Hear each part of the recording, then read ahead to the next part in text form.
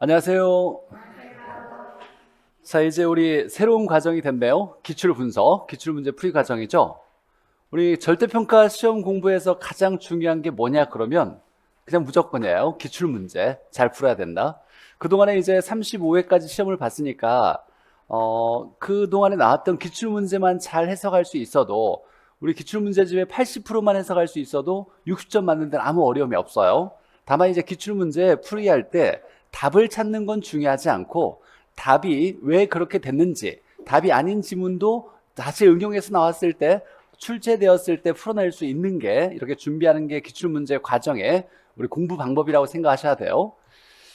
자, 잠깐 보면 이제 5, 6월 달에 기출분석 과정이고, 교재는 기출문제집 문제편이고, 기출문제집을 보면 앞에 이제 해설편이 있고, 뒤에 쪽에 나눠져 있는 걸 보면 문제편이 있죠. 우리 이제 문제편으로 공부를 해 나갈 거고, 이 해설편은 혼자 이제 공부할 때, 복습할 때, 내가 내용을 잘 모른다 그러면 해설을 좀 더 잘 자세히 풀어냈으니까, 혼자 공부하는데도 크게 어렵지 않을 거예요. 다만 이제 문제를 풀이할 때 출제자의 의도라든지 풀이하는 방법이라든지 해설에 나와 있지 않지만 다음에 이런 부분이 출제될 수 있는 부분들은 제가 수업을 하면서 설명을 해 드릴 거고, 자, 강의 목표는 요약 정리를 하고, 요약 정리. 그리고 이제 제가 PPT를 잠깐 좀 준비할 건데, 통합이론서에 있는 내용을 다 제가 PPT를 만들어 가지고 하긴 어렵고, 문제를 풀이하는 데 필요한 핵심 내용만 제가 간략히 정리해 가지고 PPT를 만들어서 수업에 요약 정리를 진행할 거예요. 이때 만약에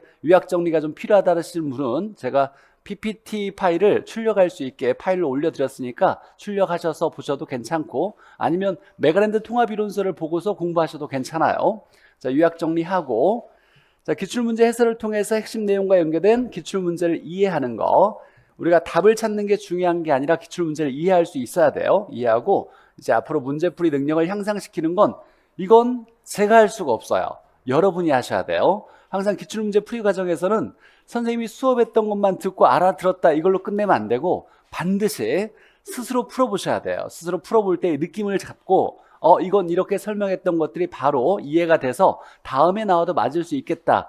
이건 내가 수업을 들었는데 이해가 안 됐다라는 건 체크해서 다시 꼭 볼 수 있도록 체크를 잘 해놓으셔야 돼요.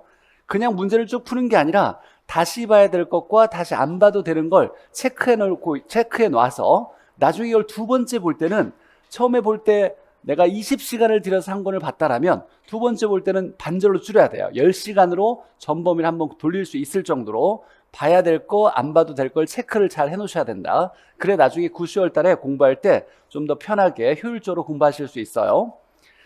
자, 중요 지문도 확인해서 이해시켜 드릴 거고, 그 다음에 계산 문제, 이제 내용 정리는 어느 정도 암기가 됐고 익숙해져 가지고 말 문제에 기본적으로 40점을 맞을 수 있는 내용은 어느 정도 갖춰져 있을 거라고 생각해요.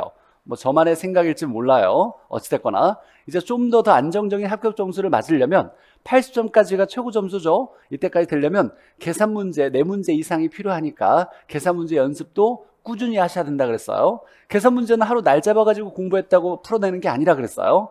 자주 학교는 공부 때마다 10분이든 20분이든 투자하셔가지고 자주 풀었던 거 또 풀고 하셔서 나중에는 딱 눈으로 보고 눈으로도 풀어낼 수 있을 정도로 이렇게 연습이 돼 있어야 본 시험장에 긴장된 상황에서도 계산 문제 풀어낼 수 있다는 거 명심하고 자주 연습하시고, 그리고 이제 기출문제집에 있는 문제는 다 풀어드리려고 제가 노력을 할 거예요.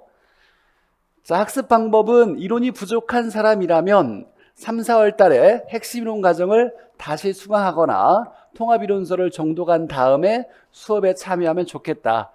예습하라는 얘기예요. 그냥 수업에 와가지고 선생님이 풀이하는 과정만 딱 듣고서 알아듣겠다. 이건 진짜 공부가 아니라 내가 이 단원에서 공부를 해가지고 기출문제까지 마무리하겠다라는 마음을 가져야 돼요. 오늘 총론을 나갈 거고 경제론 앞부분 좀 나갈 건데 총론을 미리 딱 공부를 해오라 그랬어. 해와서 야 이렇게 쭉 공부해서 내용 이렇게 정리했었지. 그럼 기출문제를 풀이해봤을 때 내가 어디까지 풀어낼 수 있는지 정리하고서 수업을 듣고 이해하고 모르는 거 체크해서 딱 여기서 총론에서 50문제가 있는데 딱 5문제만 모르겠네. 다음에 그럼 5문제 좀 주의해서 다시 봐야 되겠다. 이렇게 단원을 마무리해가는 마음을 가지고서 예습을 하고 수업 듣고 다시 또 집에 가서 기출문제 풀어보면서 복습을 하셔야 돼요. 무조건 공부 방법은 강의를 듣고 이해를 한 다음에 이해를 했는데 80% 정도가 알아들었다. 그러면 이제 스스로 공부를 해야 되고, 강의를 들었는데 야 반절도 못 알아듣겠다라고 한다면 강의를 다시 들어야 돼요. 강의를 다시 들은 건 80% 정도까지 이해를 해야 되고 알아들어야 되고, 알아들었으면 이게 중요하죠. 스스로 풀어보셔야 돼요. 기출문제는 특히나 반드시 수업 들을 때와 내가 스스로 풀 때의 느낌이 전혀 달라요. 반드시 스스로 풀어보시고, 그 다음에 뭐 시험 볼 때까지 반복해서 까먹을 수 있으니까 계속 풀어보셔야죠. 기출문제는 최소에 최소 2번 이상은 목표로 해야 된다. 그러니까 수업 듣고 집에 가서 복습 한번 하고 시험 보기 전에 한 번 이상은 다시 반드시 봐야 된다는 얘기예요. 2번 이상을 봐야 되고, 암기 코드 외워라 그랬죠. 원래 이제 3, 4월 달에 암기 코드는 다 머릿속에 암기가 돼 있으면 합격하는데 아무 문제 없이 하라는 대로 잘 했으니까 그냥 무조건 합격할 건데, 아직 안 됐다라면 기출문제 풀이 과정에서 암기 코드 다 정리해 주는 거 외울 수 있어야 돼요. 암기 코드는 다 출력할 수 있게 제가 올려드렸으니까. 자, 밴드를 활용하면 좋겠다. 기출문제 이제 한 번씩 이제 앞으로 제가 지금 기출 응용 문제를 올려드리고 있는데, 이게 다 끝나면 다시 1단원부터 2문제씩 기출문제를 올려드릴 거예요. 밴드에 짧은 시간에 시간 내셔가지고 기출문제 풀어보시고 이렇게 진도를 나갈 거다라는 거고, 자, 암기 코드 다 다운받을 수 있게 제가 다 올려놨으니까 출력하셔서 보시고, 특강 들으시던 분은 한방 특강에 뒤에 암기 코드가 같이 실려져 있어요. 그래서 그걸 활용해서 공부하시면 좋을 거고, 나중에 이제 네이버 밴드에 라이브 무료 강의가 암기 코드 무료 강의를 해줄 거예요. 좀 유료로 할까 하다가 그냥 편한 사람, 들을 수 있는 사람들 다 들으라고 암기 코드 무료 강의로 라이브로 진행할 거고, 나중에 다시 밴드에 공지할 거예요. 자, 그럼 이제 우리 문제 한번 보죠. 문제편에 페이지 6페이지죠. 페이지 6페이지. 자, 부동산학의 체계, 부동산학의 이해인데 최근 10년 동안 나온 적은 없어요. 그래서 많이 시험 문제 출제되는 단어는 아니긴 하지만 잠깐 우리 중요했던 거 한번 정리하고 넘어가면, 첫 번째 보죠. 1번에 자, 과학을 순수과학과 응용과학으로 구분할 때 부동산학은이라고 나왔어요. 그러면 이제 우리 부동산학은 좋은 의미는 다 할 수 있어요. 종합적이고 사회과학이고 응용과학이고 구체적이고 경험적이고 윤리과학이고, 좋은 말은 다 할 수 있는데 할 수 없는 말이 있어요. 암기 코드가 하나 있었죠. 추자연, 기초, 순수는 부동산학과 관련이 없다. 그래서 추자연, 기초, 순수 외워놔야죠. 자, 그러면 순수과학이 아니라 뭐라고 한다? 응용과학이라 한다. 맞네요.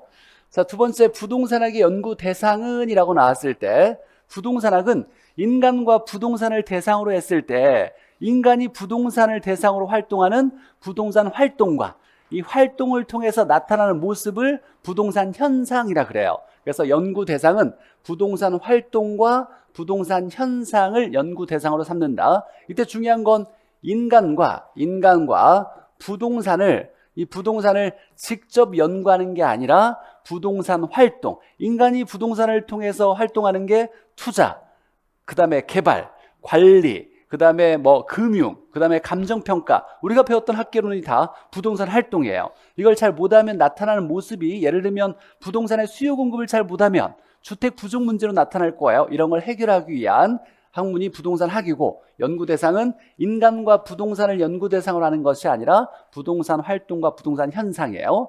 뭐 당연한 얘기지만 이렇게 제가 설명하는 보충 내용들까지 머릿속에 이해할 수 있어야 돼요. 이해 못하면 간략하게 메모해 놓고 집에 가서 복습할 때 책을 찾아보셔야 돼요.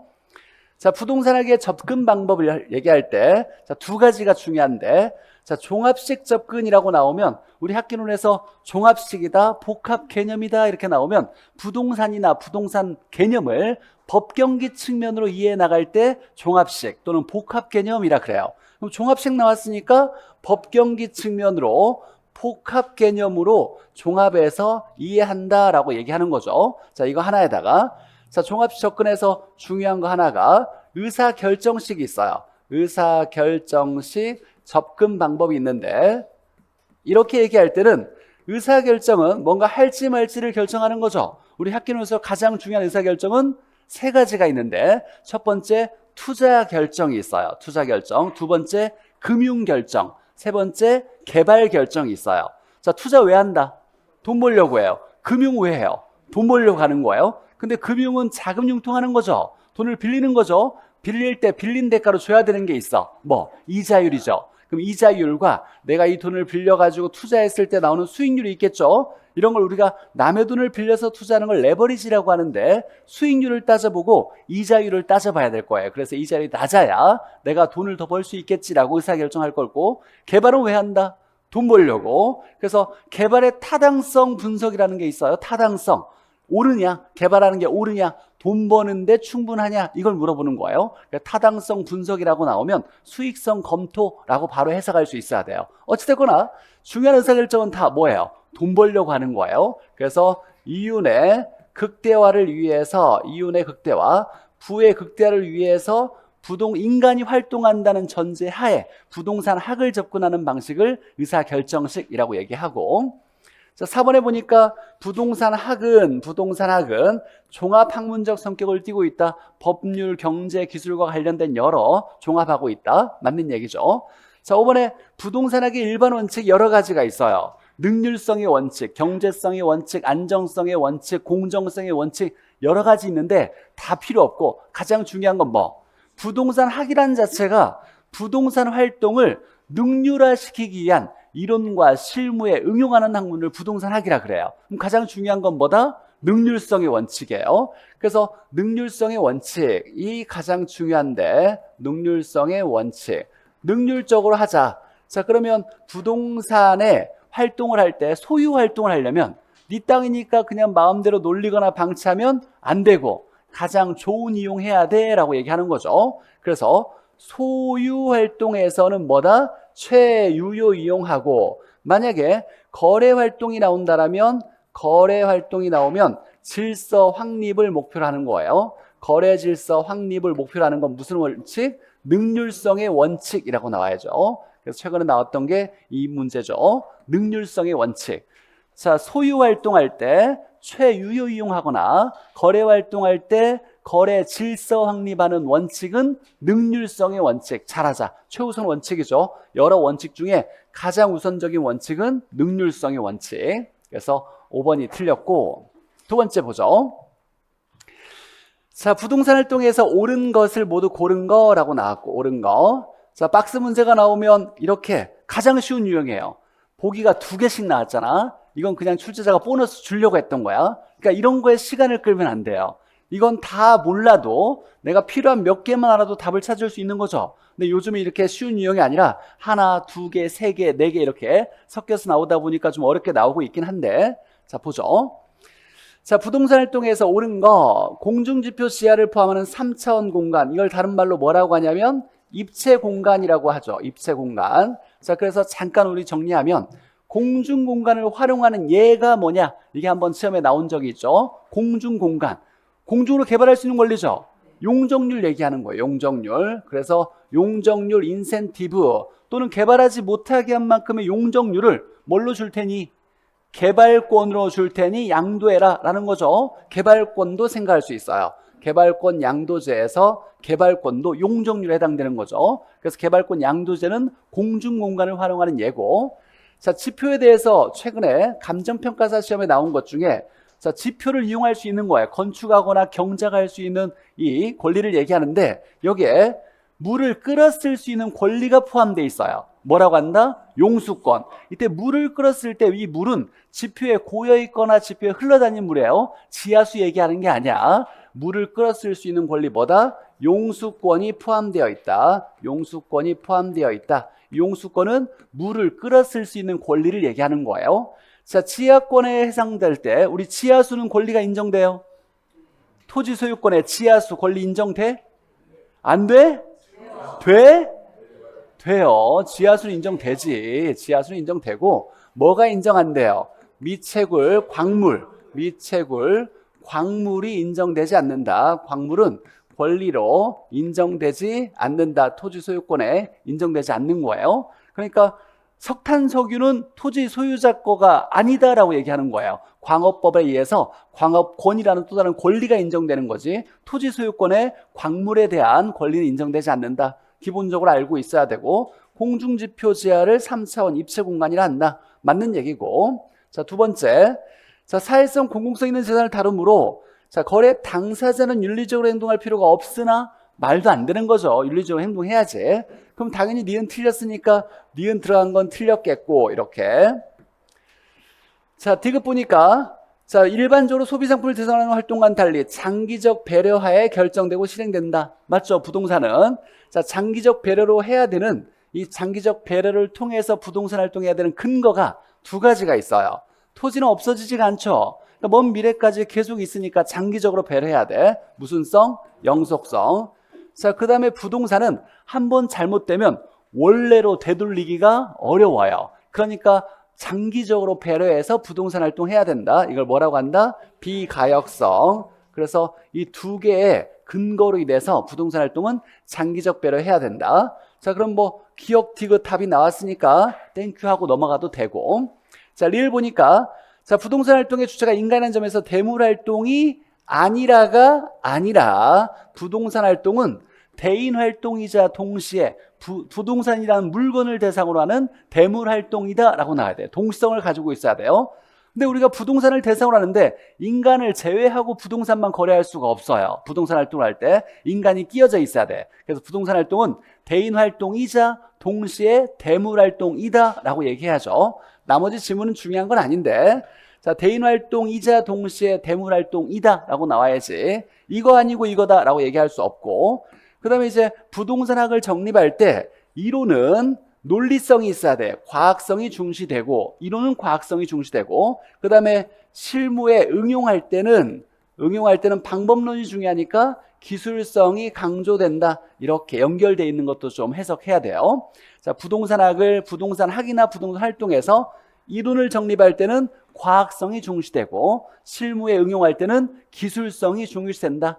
뒤에 지문은 맞지만 앞에 대물 활동이 아니라 라고 해서 틀린 거예요. 그래서 리을은 틀렸고 자, 미음에 보니까 임장 활동으로 규정하는 거 부동산의 정보를 알아내려고 할 때 사람이 직접 현장에 가야 되겠죠. 이 이유는 자, 대물 활동인데 대물 활동 부동산의 정보를 알아내려면 부동산이나 물건을 대상으로 해야 돼요. 근데 이 물건이 움직인다 안 움직인다? 안 움직인다. 그러니까 누가 가야 된다? 사람이 가야 된다. 자, 그래서 임장활동으로 규정하는 거 얘가 중요하죠. 이제 임장활동으로 규정하는 근거는 두 가지가 있는데 첫 번째 부증성이 아니라 부동성과 대인활동이 아니라 대물활동이기 때문이다 라고 나와야 돼요. 그래서 임장활동으로 규정하는 건 두 가지. 자, 부동성과 대물활동 이렇게 나와야 된다. 임장활동 규정하는 거. 그래서 이 문제에서 가장 중요한 건 미음 보기 잘 알아내야죠. 답은 뭐 쉽게 찾을 수 있었을 거고. 자, 넘어가서 표준산업 분류에서 부동산 업의 구분 한번 보죠. 자, 외워야죠. 표준산업 분류. 잠깐 한번 정리하고 넘어가면 자, 일단 부동산업 우리가 부동산과 관련된 직업을 얘기할 때 우리나라에서는 어떻게 구분하냐 이걸 표준산업 분류라 그래요. 먼저 첫 번째 외워놔야 돼. 자, 기본적으로 우리 부동산업과 관련이 없는 게 뭐냐면 건금투 기관은 부동산학과 관련이 없다. 즉 건설업, 건축업이란 말 쓰지 않는다. 그 다음에 금융업, 투자업 관련이 없다.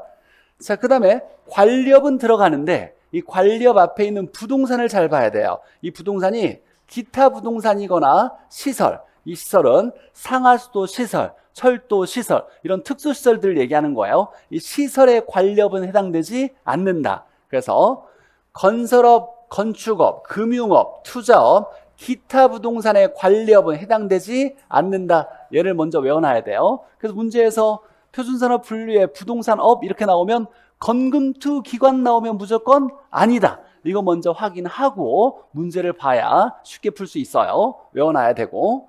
자, 이때 이제 부동산업을 임대업과 공급업, 부동산 임대 및 공급업, 관련 서비스. 우리가 서비스라고 하면 고객에게 응대하는 거죠. 이때 고객은 의뢰인을 얘기하는 거예요. 의뢰인에게 응대하는 거.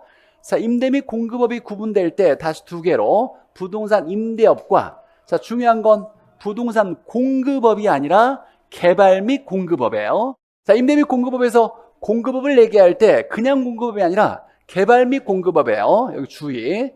자, 그러면 부동산 공급업이라고 쓰는 건 있어요, 없어요? 없어. 부동산 공급업은 없어. 크게 부동산 임대 및 공급업이고, 이걸 구분하면 부동산 개발 및 공급업이지. 주의할 건 부동산 공급업이라고 이렇게 단독으로 쓰는 건 없다. 개발 및 공급업이라고 나와야 돼요. 자, 관련 서비스업은 우리가 애프터 서비스 하면 사후 관리. 애프터가 사후고 서비스가 관리예요. 애프터 서비스, 사후 관리. 그러니까 서비스에 관리업이 들어가는 거고, 나머지 이제 고객에게, 의뢰인에게 응대하는 서비스가 중개, 자문, 컨설팅이죠. 감정평가업, 이렇게 세 개로 구분된다. 좀 더 세세 분류하면 이때 부동산은 어떤 부동산이야? 라고 할 때 모든 부동산이에요. 주거용이면 주택이고, 비주거용이면 사무용, 상업용 얘기하는 거고, 기타는 시설을 얘기한다 그랬죠. 상하수도, 시설 이런 것들을 얘기할 때. 자, 그런데 이제 두 번째 중요한 거, 관리업에는 주거용과 비주거용만 해당되고 기타 부동산은 관리업에 해당되지 않는다. 이게 중요하죠. 자, 그래서 이 표에서 기본적으로 암기하고 좀 더 주의해야 될 건 개발 및 공급업이라고 하고, 그 다음에 관리업은 기타 부동산은 해당되지 않는다. 자, 중개업에 대리업 포함하고 있는 거예요. 중개 및 대리업. 자, 자문업은 투자 자문업을 얘기하는 거죠. 자, 그 다음에 감정평가업과, 자, 분양대행업이 하나 들어갔어요. 자, 부동산업에 분양대행업도 부동산과 관련된 직업으로 해줄게 라고 하나 집어넣었다라는 거예요. 이게 작년에 새로 신설된 거죠. 이걸 가지고 문제의 답으로 삼진 않아요. 그냥 있으면 들어간 거지 라고, 이것도 맞지, 부동산업에 해당되지 라고만 해석하면 돼요. 자, 기본적으로 암기돼 있으면 이제 문제 어떻게 풀려지는지 한번 보죠. 다시 기출문제로 들어와서, 자, 관련 서비스업에 해당하지 않는 거라고 나왔어요. 관련 서비스업. 그러면 관련 서비스업이니까 서비스, 그러면 애프터 서비스, 사후 관리, 관리업이 들어가겠네. 나머지 서비스가 중개, 자문, 감정평가업 이렇게 외워놔야죠. 즉 관리업과 중개, 자문, 감정평가업 이렇게 구분되는 거죠. 관련 서비스업에는 여기에 관리업과 그 다음에 중개, 자문, 감정평가업, 감평업 이렇게 들어간다는 게 머릿속에 탁 떠올라야 돼요. 자, 그럼 봅시다. 자, 관리업 맞아요. 근데 관리업이 나올 때는 항상 앞에 부동산을 잘 봐야죠. 관리업이 나오면 앞에 부동산에 뭐는 안 된다? 기타 부동산이나 시설은 안 된다. 주거용 관리업, 비주거용 관리업 얘는 맞네. 맞고. 자, 그 다음에 자문업 맞고. 자, 여기에 중개업 맞죠? 중개 및 대리업, 투자 자문업 맞는데 개발 및 공급업은 임대 및 공급업에서 구분되는 거지 관련 서비스업에 들어가는 것이 아니다 라는 거죠. 자, 그래서 4번 쉽게 풀 수 있어야 되고, 자, 두 번째 보죠. 자, 부동산업에 해당하지 않는 거라고 나왔어요. 자, 부동산업에 해당되지 않는 것은 외워놔야지. 우리가 건금투 기관은 해당되지 않는다. 자, 먼저 건설업 건축업 있는지 봐야죠. 건설업 건축업 없네. 그 다음에 금투 금융업 투자업 관련이 없어요. 여기 보니까 금융업 투자업 얘는 부동산업과 관련이 없다. 그냥 보자마자 땡큐 해야 돼요. 이런 건 10초 컷으로 풀어야 돼. 건금투 기관은 관련이 없다. 외워놔야 되고. 자, 그 다음에 세 번째 문제를 보니까, 자, 관리업의 분류체계라고 나왔네요. 관리업. 그러면 뒤에 보니까 다 관리라고 나왔는데, 관리가 나올 땐 앞에 뭐가 안 돼? 기타 부동산 시설은 안 된다 그랬어요. 자, 그러니까 주거용 부동산, 아파트 맞는 얘기죠. 비주거용 부동산, 여기에 사무용 맞는 거죠. 같은 얘기예요. 자, 근데 시설은 안 된다예요. 유지라는 말은 쓰지도 않고, 그래서 보자마자 역시 이것도 땡큐 이렇게 할 수 있어야 돼요. 이런 문제를 어렵게 풀면 절대 안 돼. 건금투 기관을 외우고, 그 다음에 부동산과 관련된 표준산업 분류표를 외워놓고 있어야 되고, 여기서 주의한 건 부동산 개공, 개발 및 공급업이라고 하고, 관리업 앞에 기타 부동산은 안 된다. 이렇게 두 가지 기억해놓고. 자, 그 다음에 이제 보통 1번 문제로 나오는 게 이제 부동산의 개념이죠. 부동산의 개념. 잠깐 좀 정리하고 넘어가면, 우리 일단은 뭐 쉽잖아요. 자, 복합 개념의 부동산. 부동산의 개념을 복합적으로 보겠다. 그리고 뭐 책 막 이렇게 막 넘기고 이런 거 안 해도 괜찮아. 딱 보고 모르는 것만 딱 체크해놓고 복습할 때 프린트나 책이나 찾아보면 돼요. 그냥 수업 중에 막 뒤적뒤적 하면서 이거 어디 나갔지 이거 확인하는 거 아무 의미 없고 다 배웠던 거예요. 우리 3번째 배우는 거예요, 이거. 그러니까 어느 정도는 다 어디에 뭐가 있는지 알고 있을 거니까 이 칠판을 보고 집중하면서 외우려고 노력하시는 게 더 이 시간을 좀 더 의미 있게 쓰는 거예요. 자, 복합 개념의 부동산은 부동산을 법률적, 경제적, 기술적 개념으로 이해해 나가는 걸 얘기한다. 주의할 건 복합 부동산과는 다른 거죠. 복합 부동산은 토지 건물을 합쳐서 이루는 말을 복합 부동산이라고 하고, 이건 복합 개념의 부동산이라고 얘기하는 건 부동산을 법경기로 이해하는 거죠. 자, 이때 가장 중요한 건 경제적 개념 5개, 자산, 자본, 생산재, 소비재, 상품.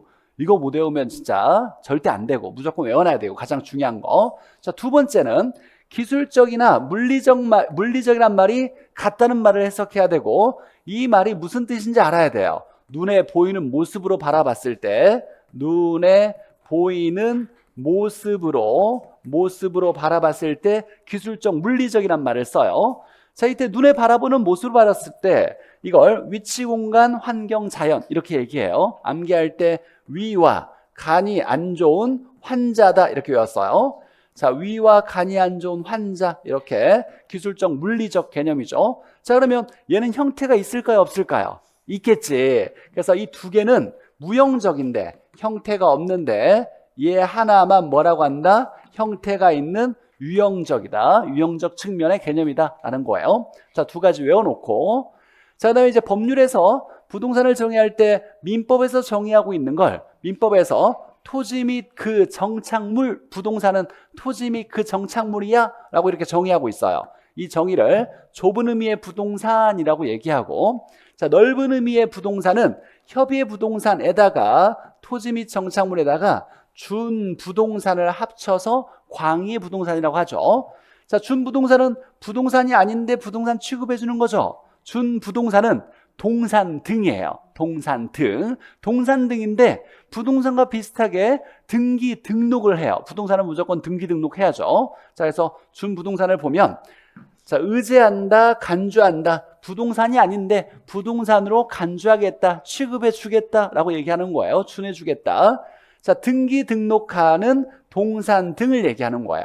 등기 등록하는 동산등. 부동산은 등기 등록하는데, 자, 동산등이 등기 등록도 하더라. 자동차, 선박 이런 것들이 준부동산을 얘기하더라 라는 거예요. 얘들은 움직이는 것들이죠. 기본적으로 자동차 움직이는 건데 등록을 하잖아. 그래서 등기 등록, 부동산과 비슷하게 등기 등록하는 동산등을 얘기한다. 자, 그러면 준부동산을 얘기할 때 준부동산은 부동산이다. 맞아요, 틀려요?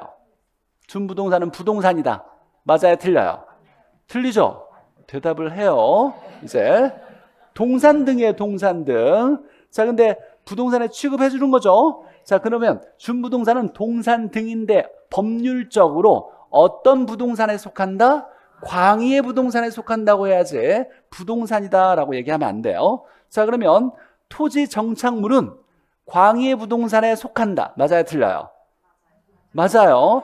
토지 정착물은 협의의 부동산이지만 광의의 부동산에도 포함되는 거예요. 그러니까 자, 토지 정착물, 정착물도 광의의 부동산에 포함되는 건 당연하고, 이건 법률에서 정의하는 거고. 자, 최근에 이제 자, 준부동산 이렇게 8가지가 있어. 하나, 둘, 셋, 넷, 다, 일곱, 하나 더. 임목도 여기에 집어넣어 보죠. 여기까지 해서 총 8가지가 있어요. 근데 35에 보니까 등기하는 것과 등록하는 걸 구분할 수 있어야 돼. 보니까 등기, 등록하는 동산등이잖아요. 얘들은 등기도 할 수 있고 등록도 할 수 있어요. 그럼 어떤 거 등록하고 어떤 거 등기하는지도 알고 있어? 라고 물어봐서 36회 나올지 안 나올지 모르겠어요. 처음 등장했는데 35회. 일단은 움직이거나 독립된 권리라고 나오면 이건 등록하는 거예요. 움직이거나 이거 독립된 권리. 자, 업권은 독립된 권리예요. 그럼 뭐 한다?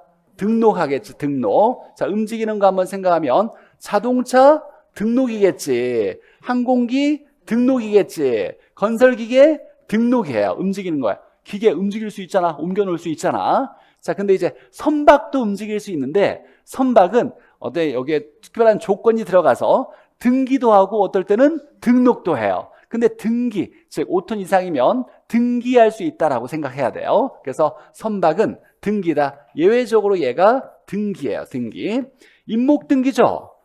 임목은 등기하죠. 이때 임목 등기할 때 한 그루의 나무는 등기할 수 없어. 수목의 집단만을 임목 등기한다. 그 다음에 재단은 토지나 건물이나 그에 관련된 여러 가지를 포함시켜서 등기하는 거예요. 그러니까 재단 등기라는 게 있어. 재단 등기. 그래서 재단 나오면 등기해야 된다. 이렇게. 그러니까 8개 중에 4개 등록, 4개 등기예요. 자, 2개 다 완벽히 외우려고 하지 말고 머릿속에 하나 이제 등기가 우리가 좀 더 익숙하니까 임목등기 있잖아요. 임목등기 하나. 재단등기 있죠. 재단등기. 그럼 3개 나왔고 예외적으로 하나. 선박은 움직이는 녀석인데 등기할 수 있더라. 이렇게 하나 기억해놔요. 이게 35에 나왔던 거니까. 준부동산 8개 중에 등기 4개, 등록 4개 이렇게 구분된다라는 거. 35에 나왔으니까 36개 그들 연관지어서 나올 수도 있어요. 그래서 좀 기억해놔야 되고, 임목은 수목의 집단을 임목 등기한다라고 해석할 수 있어야 되고. 자, 그 다음에 정착물을 얘기했을 때 원래 움직이는 건데 토지나 건물에 붙여가지고 부동산으로 취급될 수 있는 것들을 우리가 정착물이라고 얘기해요.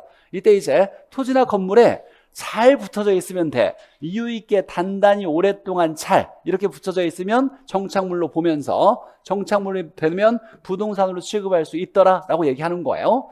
자, 항구적으로 오랫동안 용도에 맞게 자, 임대인이 부착해야 돼요. 이사 갈 때 떼어갈 수 있다라고 보는 임차인이 부착한 건 일시적으로 부착으로 보는 거고, 임대인이 부착해야 오랫동안 붙일 수 있다라고 보는 거예요. 자, 그 다음에 얘 외워놔야죠.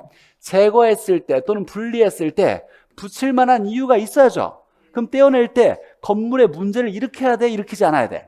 일으켜야 돼. 일으켜야 붙일 만한 이유가 있었던 거예요. 떼어냈는데 아무런 문제를 일으키지 않았어. 그럼 붙일 만한 이유가 없었던 거야. 그러니까 떼어냈을 때 손실이 있어야 정착물로 취급한다.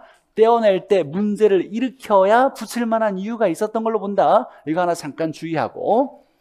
자, 그럼 이제 임차인 부착한 건 얘는 동산이에요. 정착물이 아니지. 그럼 부동산으로 취급하지 않으니까 동산일 거고, 나무 중에 가짜로 잠깐 심어놓은 거죠. 이식 중인 수목 또는 가식 중인 수목, 임시적으로 잠깐 심어놓은 거니까 얘도 동산으로 보는 거고, 판잣집도 일시적인 집으로 보는 거예요. 그래서 얘도 동산으로 보고, 경작 수확물은 경작 수확물이라고 나왔어요. 떨어진 거지. 즉 벼가 토지에서 이렇게 논에서 자라던 걸 베어낸 거거나 사과나무에서 떨어진 사과를 얘기하는 거예요. 경작 수확물은 쉽게 얘기하면 뭘 얘기하냐면 분리된 과실을 얘기하는 거예요. 떨어졌으니까 경작 수확물은 동산이겠지. 분리 과실. 자, 이때 그러면 이제 이유 있게 단단히 잘 붙이면 정착물이 되고, 특히 이제 토지 정착물 중에서 우리가 이제 외워야 될 거. 자, 독립정착물과 종속정착물이 있어요. 독립은 뭐와 토지와 독립된 정착물을 얘기하고, 이 정착물이 토지와 독립되어 있대. 토지와 독립된 거고, 종속정착물은 뭐에? 토지에 종속된 정착물을 얘기하는 거예요. 자, 그러니까 독립정착물은 토지와 그 위에 토지에 붙어져 있는 정착물이 독립적이야. 그래서 분리해서 양도할 수 있다. 소유권자가 각각 존재할 수 있다를 얘기하는 거예요. 그래서 토지에 붙어져 있는 독립정착물은 별도의 소유권자가 있는 거를 얘기하는 거예요. 자, 건물, 등기된 임목, 명인방법, 수목, 재배되고 있는 농작물 4가지 외워놔야죠. 우리 민법에서는 4개만 인정하고 있다. 건물은 등기부에 있는 소유권자, 등기된 임목도 등기부의 소유권자, 명인방법은 이름을 밝힌 사람 거, 재배된 농작물은 누구 거? 경작자 거. 얘는 경작자 거다. 자, 이 4개를 뺀 나머지 정착물로 보는 건 다 종속정착물. 부동산으로 취급해요. 얘가 중요해. 부동산 취급해? 정착물이니까 부동산으로 취급하는 거죠. 그럼 중개 대상이 돼요. 다만 토지와 분리해서 중개 대상이 될 수는 없고, 토지에 속한 상태로 중개 대상이 된다. 부동산으로 취급하는 거죠. 자, 국어, 인공수로죠. 기억해놔야 되고, 인공수로, 국어, 도로, 돌담 등등등. 그 다음에 이제 매년 경작의 노력을 요하지 않는 다년생, 식생과 수목, 알아서 잘 자라는 나무를 얘기하는 거죠. 자, 알아서 잘 자란 나무는 정착물 맞아요? 정착물 맞아요. 나무 중에 정착물 아닌 건 딱 하나밖에 없어.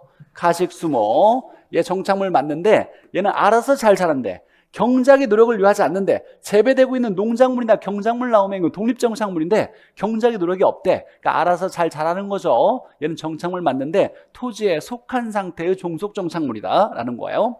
자, 그럼 이제 나무 한번 보면 나무 중에 나무 4가지가 있는데 등기되거나 명인 방법 갖추면 독립정착물, 알아서 자라는 나무는 종속정착물, 그 다음에 가식수목은 동산, 정착물이 아니다, 동산. 자, 그 다음에 최근에 나온 건 경작이란 말이 들어갈 때 좀 주의해야 된다라고 얘기할 때 감정평가 문제가 나왔는데, 자, 재배되고 있는 경작물이라고 볼 수 있잖아요. 경작물. 재배되고 있는 경작물. 경작물이라면 경작되고 있는 우리 농작물을 얘기하는 거예요. 이건 뭐다? 독립정착물. 경작의 노력을 요하지 않는다라면 이건 종속정착물. 경작, 수확물 이렇게 나오면 뭐다? 동산. 이렇게 해석할 수 있어야 돼요. 그래서 경작이란 말이 들어갈 때 3개 또 주의하고, 기본적으로 내가 이제 부동산을 거래할 때 이게 정착물인지 아닌지 불분명하대요. 정착물 여부가 불분명하대. 내가 지식이 없어서 이게 정착물인지 아닌지 모르겠어. 이 건물을 팔고 있는데 붙어져 있는 게 많이 있는데 이게 정착물인지 정착물 아닌지 모른대요. 정착물이면 부동산이라고 보는 거니까 부동산에 속해진 상태로 매수인에게 넘겨줘야 돼. 이게 정착물이 아니야. 떼어내도 아무 문제가 없어. 그럼 이건 동산이니까 매도인이 갖고 매수인에게 넘겨줄 필요가 없는 거예요. 근데 모르겠대. 자, 그러면 모르는 것들은 어떻게 해야 돼요? 떼서 가져가야 돼? 아니면 넘겨줘야 돼? 넘겨줘야 돼요. 모르면, 네가 지식이 없어가지고 모르면 일단 넘겨줘. 넘겨주고 나중에 법적으로 해석해봐가지고 이게 정착물이 아니라고 인정되면 떼어와도 돼 라고 얘기하는 거예요. 법률의 관계가 복잡해지는 걸 막기 위해서 일반적인 원칙은 모르면 일단 뭘로 취급한다? 정착물로 취급해서 누구에게 넘겨준다? 매수인에게 넘겨주는 걸 원칙으로 한다. 내가 모른다고 다 떼어갖고 껍데기만 넘겨주면 이거 부동산의 거래 자체가 안 돼서 계약 성립이 안 돼서 뭔가 또 문제가 생겨요. 그러니까 일단 모르면 다 넘겨줘라. 일단 정착물로 취급해서 라고 얘기하는 거죠. 자, 이거 한번 잠깐 우리가 볼 게 있는데, 자, 토지의 소유권은 범위가 있어요. 정당한 이익 있는 범위 내에서, 무한대는 아니에요. 정당이 있는 범위 내에서 상하에 미친다. 즉, 지표는 당연히 토지 소유권에 포함되는데 토지 소유권을 가지고 있으면 지표뿐만 아니라 공중, 지하, 여기에 공중과 그 다음에 지하까지 권리가 미친다는 얘기죠. 무한대는 아니야. 정당한 이익이 있는 범위 내에서라 그랬어요. 일정 범위 내에서. 자, 그러면 이 규정을 보면, 자, 토지 소유권은 민법에서 입체 규정이 있어요? 입체 규정이 있어, 없어? 있어, 없어? 여기 상하에 미친데 공중 지하에도 미친데 입체 규정이 있어, 없어? 있어. 이거 헷갈리지 말고 입체에 대한, 이거 입체를 얘기하는 거야. 입체에 대한 3차원 규정이 있어요. 있어. 근데 이 법률에 야, 공중으로 10km까지, 지하로 3km까지만 이 범위가 공중으로 10km, 아래로 3km 이렇게 구체적인 범위가 명시돼 있어요, 없어요? 없어. 그러니까 이 범위는 그냥 정당한 이익이 있는 범위라고 했고, 이건 문제가 생기면 그때그때 판단해 주겠지. 법률에 구체적 범위는 명시돼 있지가 않더라. 이거 주의해야 돼. 이 감정평가에 나왔던 지문이에요. 자, 그러니까 민법에서는 입체 규정은 있어. 상하에 미친다. 이게 입체 규정이에요. 근데 범위에 대한 규정은, 구체적인 범위는 규정되어 있지 않다. 이거 하나 해석해놔야 돼요. 이 말이고. 자, 그럴 때 이제 소유권 이렇게 미칠 때 여기 범위까지는 권리가 미치는데, 이렇게 미치는데, 여기는 그 위나 그 아래는 이렇게, 이건 정부 거고 개인 권리가 미치지 않는다. 그래서 한계 고도나 한계 심도는 정확히 명시되어 있는 게 아니다. 범위는 정해져 있지 않는 거다라는 거예요.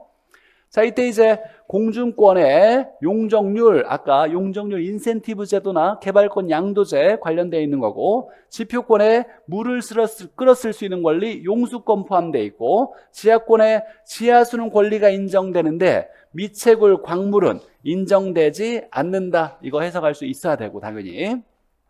자, 그럼 이제 문제 봅시다. 자, 페이지 8페이지로 가서 부동산의 개념 한번 보죠.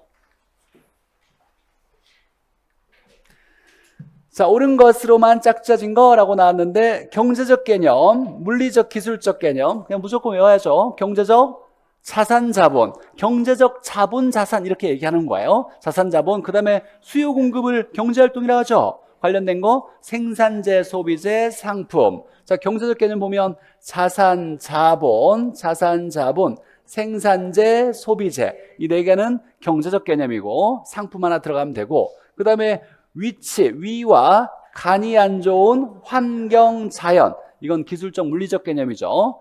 자, 이때 만약에 문제에서 유형적 측면의 개념이 몇 개냐 이렇게 물어봤어요. 유형적 측면의 개념 3개죠. 기술적, 물리적 개념 얘기하는 거죠. 위와 간이 안 좋은 환자 이 4개가 유형적 측면을 얘기하는 거예요.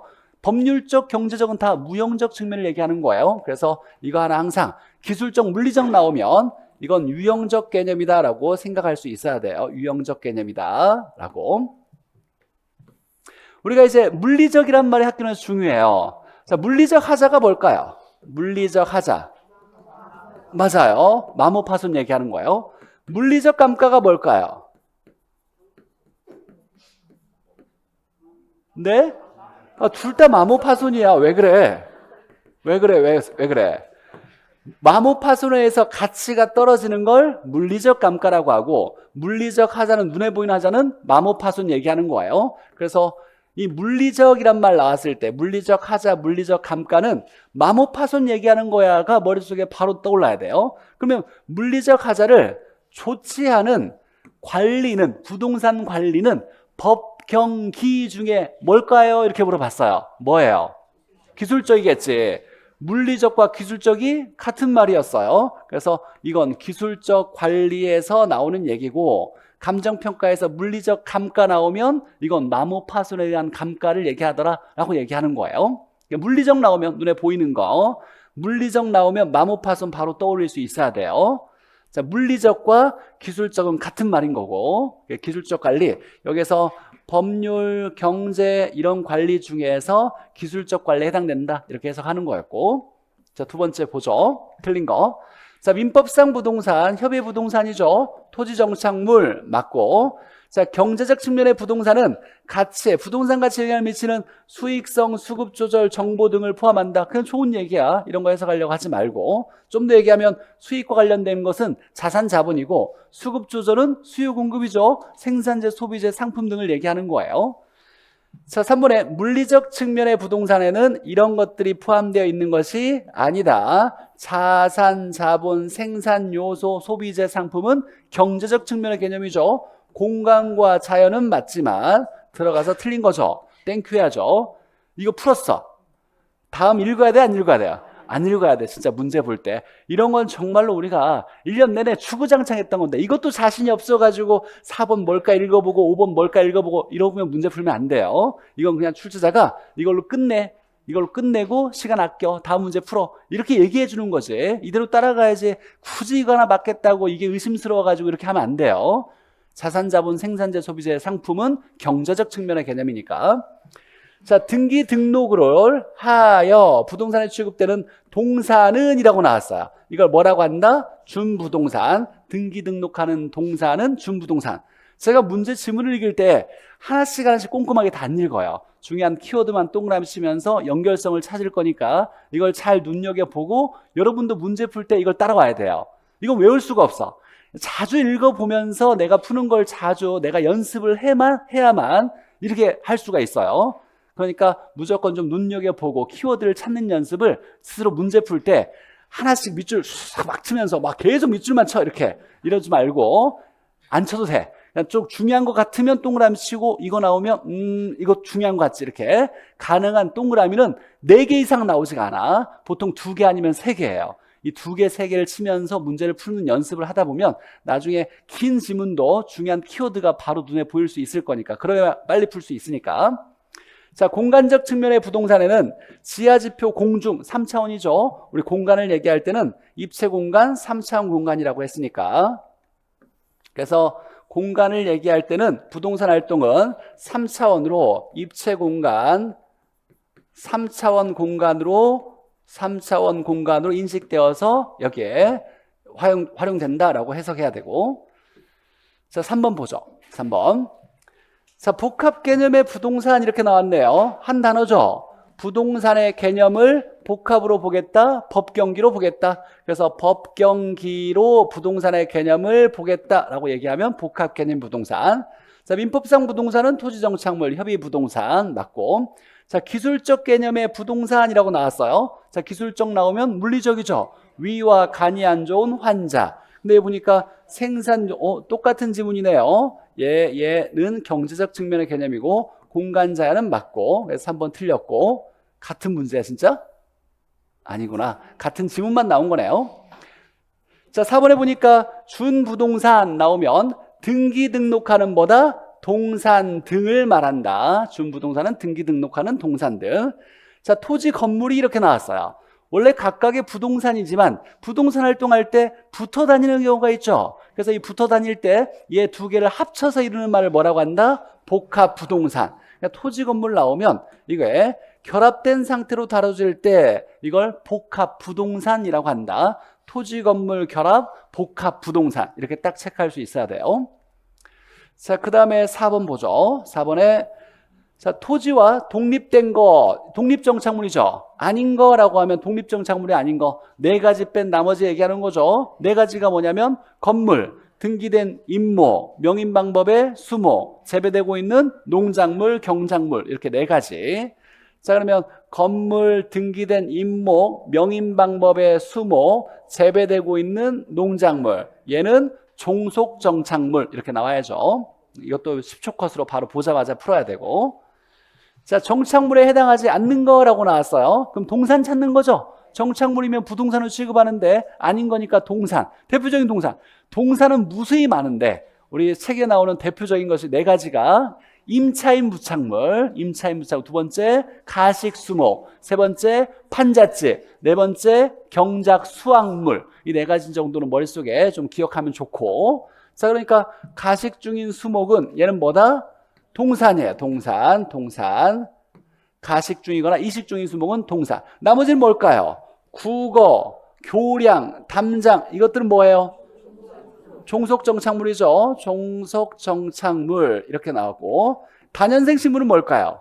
알아서 자라는 식물 얘기하는 거예요. 경작의 노력을 요하지 않는 알아서 자라는 것도 얘도 뭐다? 종속정착물. 나머지 네 개는 다 종속정착물 나온 거고. 자, 6번 보죠. 틀린 거. 제거하여도 라고 나왔어요. 자, 제거하여도 떼어낼 때라는 거예요. 이 말 나오면 문제가 있어야 정착물이에요. 떼어냈을 때 문제를 일으켜야 정착물이다. 보니까 손실이 없대. 떼어냈는데 문제가 없대. 그럼 정착물이 아니다 라고 나와야 돼요. 정착물 아니까 뭐다? 동산이다. 떼어냈을 때 문제가 없으니까 정착물이 아니니까 동산이야. 이렇게 바로 연결 지을 수 있어야 돼요. 떼어낼 때 문제가 있으면 정착물 이렇게 나와야 된다. 자, 보니까 매년 경작의 노력을 요하지 않는 나무와 이렇게 나왔어요. 자, 얘는 종속정착물이죠. 알아서 자라는 나무인데, 자, 얘는 정착물로 간주되지 않기 때문이 아니라 정착물로 간주되고 중개 대상이 될 수 있다. 되는데 토지에 속한 상태로 중개 대상이 되겠지. 독립적으로 분리해서 거래할 수는 없고 토지에 속한 상태로 중개 대상이 될 수 있다. 자, 어찌됐거나 자, 알아서 잘 자라는 나무는 정착물이 맞다. 다만 무슨 정착물? 종속정착물. 근데 이게 정착물로 간주되지 않기 때문에 라고 나왔으니까 틀린 거죠. 땡큐하고 안 읽고 넘어갈 수 있어야 되고.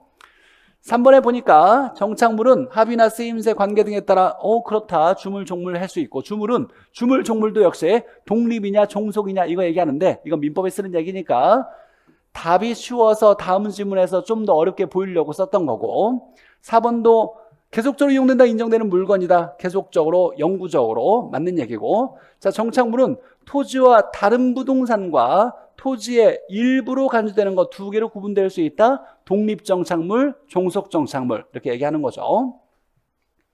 7번 보죠. 소유권에 대한 설명으로 틀린 거.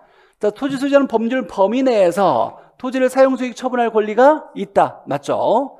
자, 민법에서 부동산은 토지 정착물을 말한다. 자, 소유권은 정당이 있는 범위 내에서 이 범위는 구체적으로 규정되어 있는 건 아니다. 구체적 규정은 없고 범위 내에서 상하에 미친다라고 하면서 입체 규정은 있더라. 근데 구체적 범위는 없더라 라는 거죠. 상하에 미친다라고 나오면 얘는 입체 규정을 얘기하는 거죠. 그러니까 우리 법률에서는 입체 규정은 있어요? 있어요. 구체적 범위에 대한 규정은 없어요. 이 두 개 구분 지어야 된다. 최근 감정평가 나왔으니까.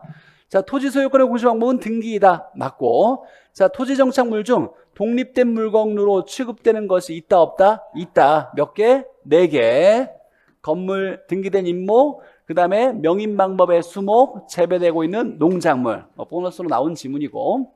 근데 이런 답을 찾는 게 중요한 게 아니라 나머지 같은 것들 부분 제가 해석하는 것도 해석할 수 있어야 돼요. 자, 그 다음에 토지의 분류, 부동산의 분류. 한 게 없는데 쉬었다가 합시다. 네, 쉬었다가 합시다. 그리고 쉬는 시간에 좀 공부하겠다 그러면 문제를 풀어봐요. 그동안 선생님이랑 같이 풀어봤던 몇 문제 있죠? 이 문제를 다시 풀어보면서 다시 한번 확인해보면서 집에 가서 내 복습 시간이 없다라 그러면 바로 가장 내가 공부한 다음에 바로 반복으로 짧은 시간 텀을 두고 공부하는 게 효과가 좋아요. 그러니까 쉬는 시간에 제가 수업 1시간 동안 문제 풀었을 때 20문제를 넘지 못해요. 그러면 쉬는 시간에 풀어봤던 거니까 빨리 풀어보면 효과가 좋을 거예요. 다시 풀어보면서 다시 풀어봐야 될 거, 집에 가서 다시 봐야 될 거, 안 봐도 될 거 구분해 놓으면 집에 가서 따로 복습 시간 많이 들이지 않고도 효율적으로 공부할 수 있으니까 학원 나갈 때 공부해요. 그리고 일단 정오표 하나, 제가 정오 하나 잠깐 하면 문제편의 23페이지에 문제 20번에 두 번째 줄에 공급함수라고 이렇게 나와 있는데 얘가 오탈자가 있네요. QS는 100 플러스 4분의 1P 이렇게 좀 바꿔주세요. 예, 정오 이렇게 해주세요. 2분의 3을 4분의 1P로 두 번째 줄에 찾았어요? 여기에 2분의 3P로 나와 있는 걸 이걸 없애고 4분의 1P로 정오 한번 해줘요.